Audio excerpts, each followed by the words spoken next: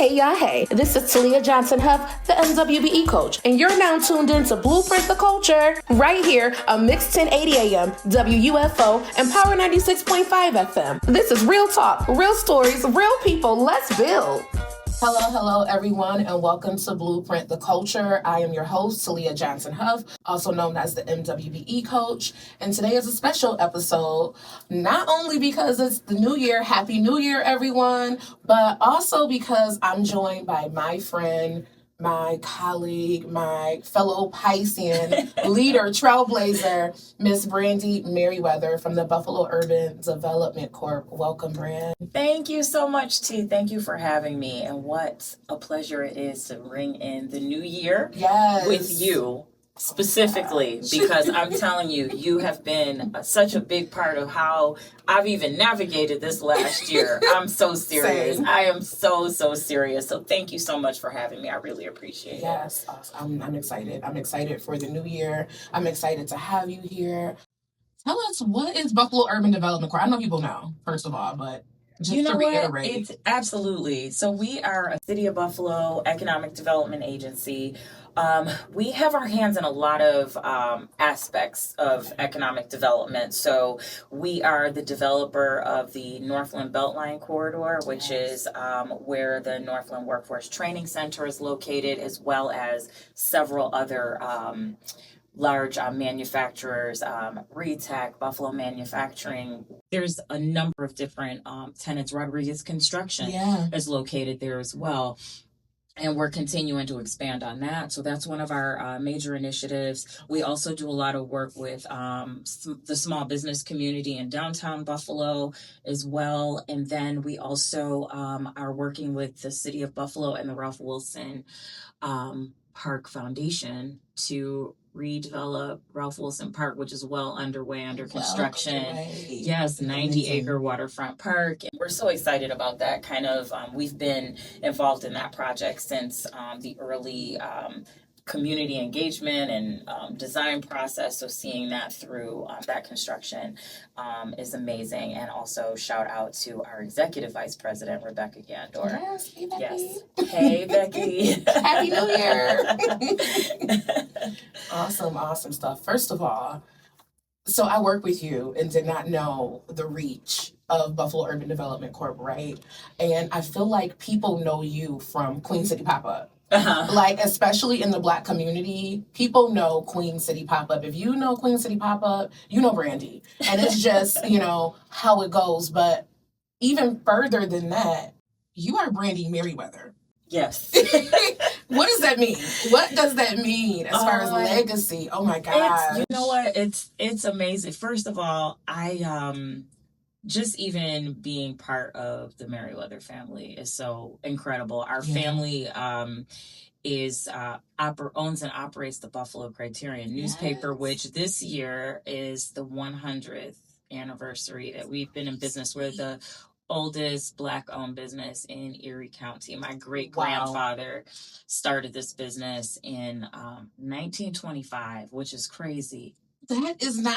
That's crazy. That's right? Great. 100 years, Buffalo Criterion. That is legacy. That's crazy. It really is. So we are just so honored, and it's really a blessing when you talk about legacy, thinking of like multi-generational businesses, and then also just thinking of kind of the stamina and wherewithal you would have to have in 1925 to own and operate your own business that tells the stories of the Black community here locally, and having that voice and making sure that the stories are accurately told. Okay. Brandye. Right. I have my head down. People can't see, but I have my head down because so many things are twisted, and that's one thing that we can count on with Buffalo. Yes. So say less. Y'all picking up what we're putting down. Right. So that's that. But being a part of the Merriweather family is obviously something that really shaped a lot when it comes to how I view the community and how I view our role specifically within this community. Absolutely. And then also just it really helped me to reimagine like who I was and who I could be. Yeah. And one of the things I've always just tried to always stay true to is just being myself, being me, and appreciating that, and just also leaning on people like you and just so many others that have really been very, very supportive. I think of, my grandmothers and my aunt Barbara Sims. She was the first Black female city court judge in Buffalo. So when it continues. So to think that I was even a part of like a first here locally, it's really the Merriweathers have so many firsts. Like, you are connected. It was destined. That's how I feel. And a big part of it was God. I'm telling you, through the grace of God, because all of it. There's so much completely orchestrated. Right. There's so much, and it's and just having a really incredible support system has been. I mean, that's been a big piece of it. So that was a lot. I don't even remember what the question was. I don't forgot. We knew this was going to happen. It's so funny because I provided Brandye with this entire list of questions, and the first thing she said is, "This is so cute," thinking that we're going to get through these questions. We haven't even touched one question yet, but it's the realness that comes along with it, because I feel like being Brandye Merriweather is so multifaceted. It's so many different layers to it. And I feel like, I haven't known you for a very long time, but like, true story, and I tell you this, but you were the first Black woman in a leadership position that I felt truly embraced me. And I'm like, I've always been cautious, and my daughter's in here recording us, and she knows, like, I've always been cautious of, just being connected, because sometimes people feel like it becomes a competition, or it's like, oh, because we do something similar, or we act kind of similar. And you were so embracing and just so loving and genuine. And then, being around your family and your friends, I'm like, this is really her. Everyone says the same thing about Brandye. And that, to me, Brandye, is like, beyond being a Merriweather, beyond being the first Black woman, that is heading an economic development corp, which we are going to get into, you really are just yourself, but you're so dynamic, and your presence is just a gift. And I want to say that, because it's so true. I feel like people feel it. And if I were to pass the mic around, it would kind of be the same narrative going around the table. So that in itself is like, you've built your own legacy of just being Brandye. And truly, people forget who you really are. And this is like, okay, let me reintroduce myself kind of moment, but I'm doing it. But for me. So I'm excited to be here. And the question was, what, being a Merriweather, how does that feel? And you answered that in so many aspects of the question. So I'll get past that. But really, you touched on what this year has been like, and it's been like that for all of us, especially in the African American community. Not excluding anyone, but specifically talking about who we are as Black women in the African American community, in leadership positions, when people are looking at you and looking to you. What do you feel like? Do you feel pressure from that, especially being the first Black woman to head an economic development organization? I feel like there's always maybe a unspoken feeling of pressure of how you show up in the world, and how not only you remain as authentic as you are, and then also how well you handle your job or whatever that task or project is at hand, and then also how you balance that with what some of the realities of the communities that you represent, and kind of, so that's always a part of it. But is it a challenge sometimes balancing it? Yes, but I also feel like that's that's part of the gig. That's part of the role. And when I think of even just like historically growing up and all of those things, there were always other people, whether they were community members, whether they were small business owners, whether they were teachers. Shout out to Mrs. Doyle. Oh my gosh, I know she was one of my listen, she was one of my teachers. I had her twice. I had her in grammar school, and big supporter, encourager. So many people. So my point is, there's a level of intentionality that goes with these roles. And when I think of coming up, there were so many people that were I didn't know it at the time because you don't maybe have the language for it. You're not thinking about it. You're little. You might be in high school. You might be in college or fresh out of grad school or something like that, and you have no idea the path that you're going to be on or the magnitude of it. So it's like you don't always know. But the point of it is, there were always people around who intentionally supported young, talented Black kids from the community. And that's something that is really, really important. And it really helped to shape, who I am and how I show up. So that's really been important. So yes, is it challenging? But I feel like everything be a challenge. But you know what I love?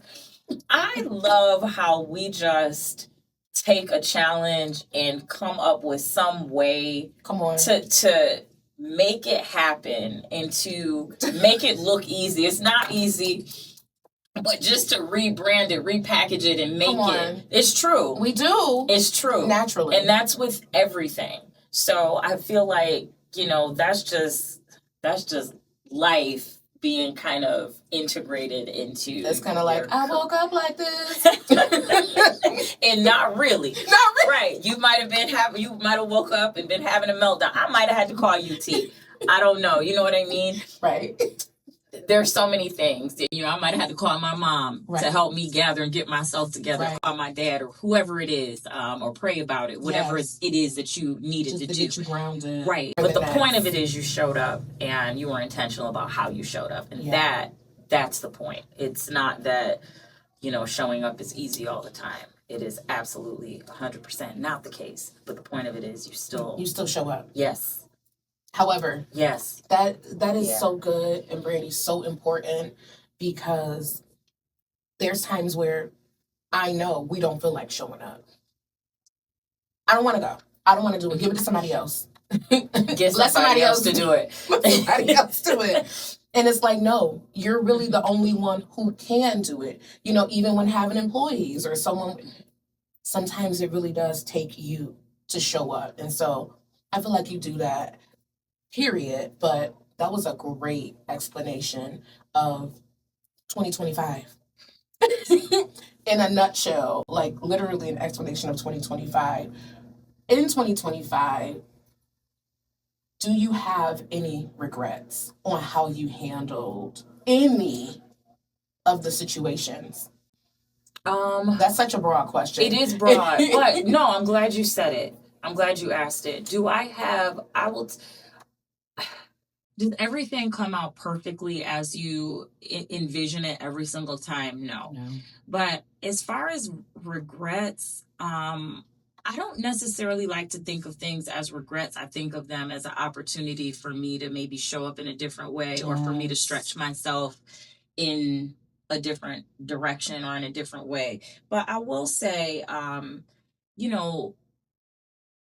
of the things I wish I did more of in the past that I've changed for, I guess, over these last couple years, is really naming your boundaries, naming your expectations. Wow. I feel like a lot of times we kind of carry maybe these expectations or things that we have in our mind of how we want things to go, how we want people to show up for us, what our expectations are, maybe of others. And it could be in any capacity. It could be in career-wise, it could be business-wise, it could be friendship-wise, family, any of those things. But I feel like when you don't name it, or you just try to become a fixer all the time, sometimes it can lead you to maybe harbor resentment, or things like that. And I think that just being free, or thinking enough of yourself and enough of the others around you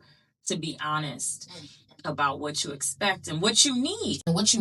That's the thing. Can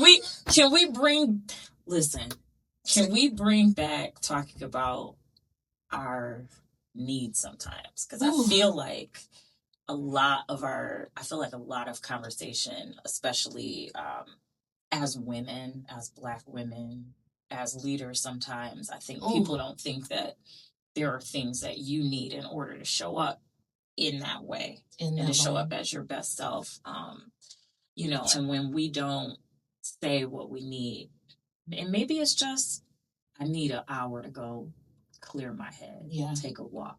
I need food. I didn't eat lunch today. Brandye, can I get some?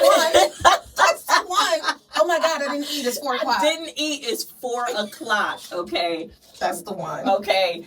That part. Those things are really important. And it's important that we recognize that in other people that we rely on, and that, that may be are part of our community, or part of maybe our projects, or whatever that may be.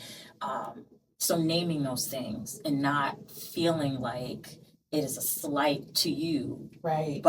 Because there was something you needed, or because you had a off day, or maybe you were going through, a family challenge. We've had some, deaths in the family, and just things like that. And I feel like historically, or previously in my career, sometimes you try to take on more because you forget that you're a human being, because you have created your whole identity around being like this a superwoman or something like that. Because that's a flex. And it's really not. It's really not. It's not the flex we think it is. Okay? It's a responsibility, really actually. Not. Exactly. So I would say I regretted in the past making so much of my maybe identity, as far as how I view myself, operating in that role, and maybe not asking for the help or the support that I needed at times. So that's but I'm working on that. That is something I am so serious. No, seriously. I've been working on this the last several years, and I will say it. There's discomfort at first. Sometimes when there are difficult conversations maybe that you need to have with, whether it's partners, whether it's maybe someone you're working on a project with, maybe it's a family member. Maybe it's difficult at first, but I feel like it allows you the space to be able to recreate your relationship and recreate certain dynamics. And I think that that's been really a blessing. So, there were some things I feel like I could have done that earlier on. And maybe it would have changed certain outcomes, maybe not. But the point of it is, that's not the point. The point is you put words to it, and you spoke on what it was that needed to be spoken on, in whatever way that looks like.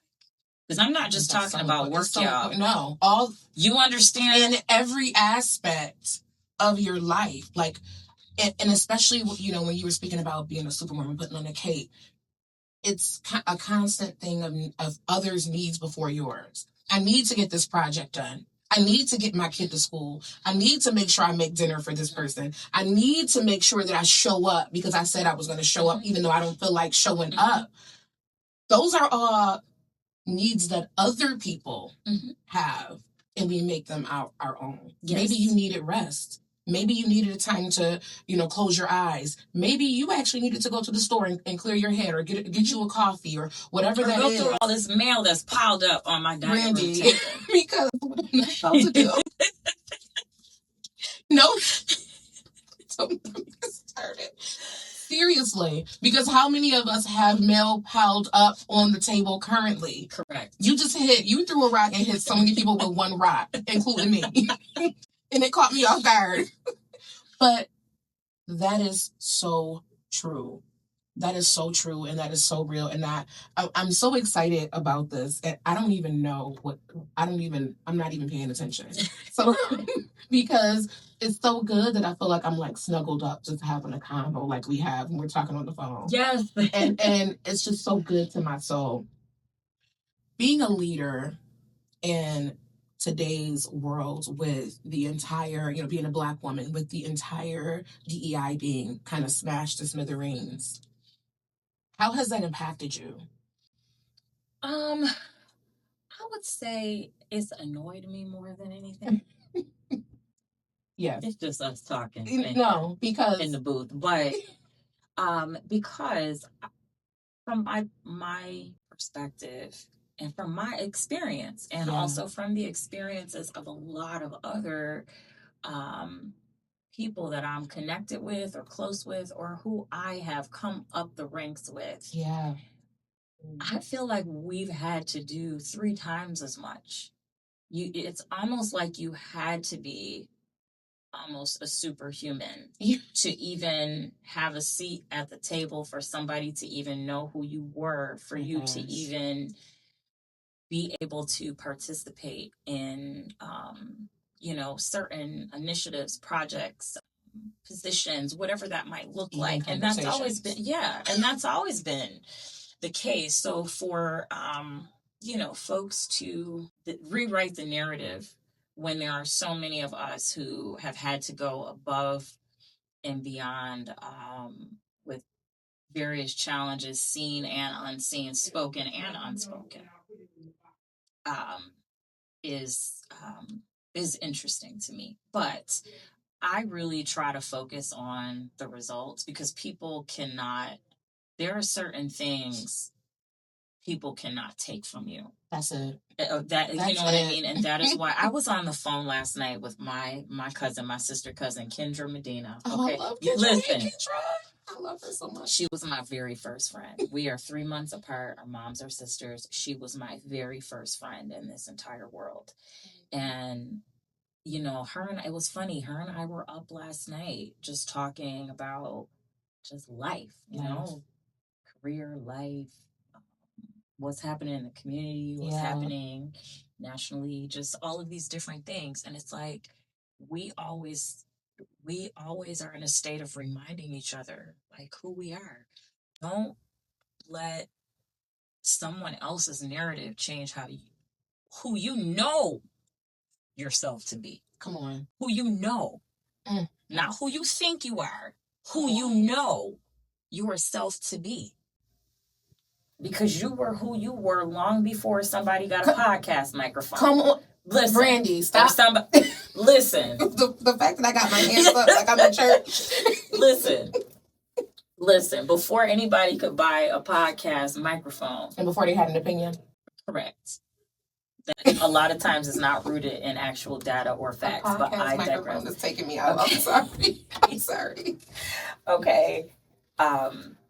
There were a lot of things that maybe you had to overcome, you had to do, things you had to learn about, experiences that you had to have in order for you to arrive where you are at this point in time, like in your life or in your career, in your family, or whatever that looks like.